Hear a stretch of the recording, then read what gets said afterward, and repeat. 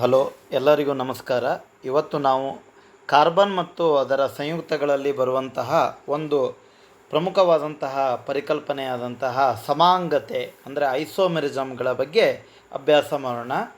ಸಮಾಂಗತೆ ಅಂದರೆ ಏನಂದರೆ, ಒಂದೇ ಅಣುಸೂತ್ರವನ್ನು ಹೊಂದಿದ್ದು ರಚನಾ ವಿನ್ಯಾಸಗಳು ಬೇರೆ ಬೇರೆಯಾಗಿರುವ ಹೈಡ್ರೋಕಾರ್ಬನ್ ಸಂಯುಕ್ತಗಳನ್ನು ಸಮಾಂಗೀಯಗಳು ಎಂದು ನಾವು ಏನು ಮಾಡ್ತೀವಿ, ಕರಿತೀವಿ.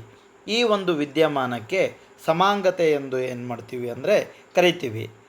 ಉದಾಹರಣೆಗೆ ಬ್ಯೂಟೇನನ್ನು ನಾವು ತೆಗೆದುಕೊಂಡಾಗ ಅದರ ಒಂದು ಅಣುಸೂತ್ರ ಬಂದುಬಿಟ್ಟು C4H10. ಈ C4H10 ನಾವು ನೇರ ಸರಪಳಿಯಲ್ಲಾದರೂ ಬರಿಬಹುದು ಅಥವಾ ಕವಲು ಸರಪಳಿಯಲ್ಲಾದರೂ ಬರಿಬಹುದು. ನೇರ ಸರಪಳಿಯಲ್ಲಿ ನಾವು ಬರೆದಾಗ ಅದಕ್ಕೆ ಎನ್ ಬ್ಯೂಟೇನ್ ಅಂದು ಏನು ಮಾಡ್ತೀವಿ ಅಂದರೆ ಕರಿತೀವಿ. ಅದೇ ರೀತಿ ಕವಲು ಸರಪಳಿಯಲ್ಲಿ ನಾವು ಬರೆದಾಗ ಐಸೋಬ್ಯೂಟೇನ್ ಅಂದು ಏನು ಮಾಡ್ತೀವಿ ಅಂದರೆ ಕರಿತೀವಿ. ಅದೇ ರೀತಿ ಇನ್ನೊಂದು ಉದಾಹರಣೆಯನ್ನು ನಾವು ತೆಗೆದುಕೊಳ್ಬೇಕಾದ್ರೆ ಪೆಂಟೇನ್ ಅನ್ನುವಂಥ ಒಂದು ಉದಾಹರಣೆಯನ್ನು ತೆಗೆದುಕೊಳ್ಳೋಣ. ಇದರ ಒಂದು ಅಣುಸೂತ್ರ ಬಂದುಬಿಟ್ಟು C5H12. ಇಲ್ಲಿ ನಾವು 3 ವಿಧದ ರಚನಾ ಸಮಾಂಗೀಯಗಳನ್ನು ಬರಿಬಹುದು. ಸಾಮಾನ್ಯವಾಗಿ ನೇರವಾಗಿ ಬರೆದಾಗ 5 ಕಾರ್ಬನ್ಗಳನ್ನು ಅದಕ್ಕೆ ಸಾಮಾನ್ಯ ಪೆಂಟೇನ್ ಎಂದು ನಾವು ಏನು ಮಾಡ್ತೀವಿ, ಕರಿತೀವಿ.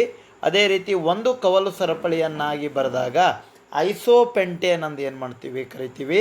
ಅದೇ ರೀತಿ 2 ರೀತಿಯಲ್ಲಿ ಕವಲು ಸರಪಳಿಯನ್ನು ನಾವು ಬರೆದಾಗ ನಿಯೋಪೆಂಟೇನ್ ಎಂದು ಏನು ಮಾಡ್ತೀವಿ ಅಂದರೆ ಕರಿತೀವಿ. ಹಾಗಾದರೆ ಪೆಂಟೇನನ್ನು ನಾವು 3 ರೀತಿಯಲ್ಲಿ ಅದರ ಒಂದು ರಚನಾ ವಿನ್ಯಾಸವನ್ನು ಬರಿಬಹುದು. ಅಣುಸೂತ್ರ ಒಂದೇ C5H12, ಆದರೆ ಅದರ ಒಂದು ರಚನಾ ವಿನ್ಯಾಸ ಬಂದುಬಿಟ್ಟು ಬೇರೆ ಬೇರೆ ಆಗಿರುತ್ತದೆ.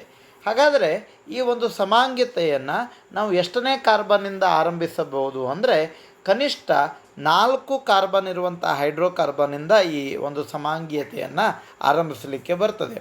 3, 2, 1 ಕಾರ್ಬನ್ನಿಂದ ನಾವು ಬೇರೆ ಬೇರೆ ರೀತಿಯಾದಂತಹ ರಚನಾ ವಿನ್ಯಾಸವನ್ನು ಬರೀಲಿಕ್ಕೆ ಬರುವುದಿಲ್ಲ.